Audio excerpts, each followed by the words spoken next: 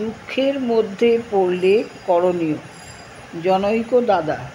মাঝে মাঝে দুঃখ কষ্ট মন যেন বিকল হয়ে পড়ে, তখন আর কিছু ভালো লাগে না। শ্রী শ্রী ঠাকুর সহাস্যে। দুঃখ কষ্টে সাময়িক ওরকম সবারই হয়, ও কিছু না।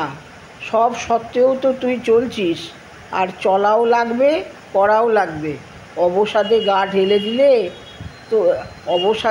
ঢেলে দিলে তো বাঁচার তাগিদ পূরণ হবে না।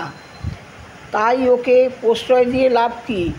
আর তুমি যদি সবসময় দুঃখের চিন্তায় ভারাক্রান্ত থাকো এবং অন্যের কাছেও নিজের দুঃখের কথা বলো, তাহলে কিন্তু মানুষ তোমাকে এড়িয়ে চলতে চাইবে।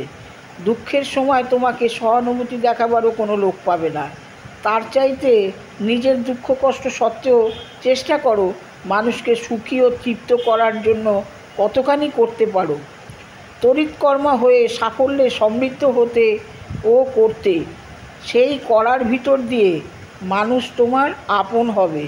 মানুষকে যত আপন করতে পারবে ততই তোমার লাভ। পরমপিতা চান না যে আমাদের কোনো অমঙ্গল হোক, আর তিনি আমাদের ভিতর সেই শক্তিও দিয়ে দিয়েছেন যাতে প্রত্যেকটা অবস্থাকে মঙ্গলপ্রসূ করে নিয়ন্ত্রিত করতে পারি। ঘাবড়ে যেও না লক্ষ্মী। ভগবান যাদের বড় করেন তাদের অনেক তাফালের ভিতর দিয়ে নেন। দুঃখ কষ্ট ব্যথা বিঘ্নকে জয় না করলে শক্তি বাড়বে কী করে?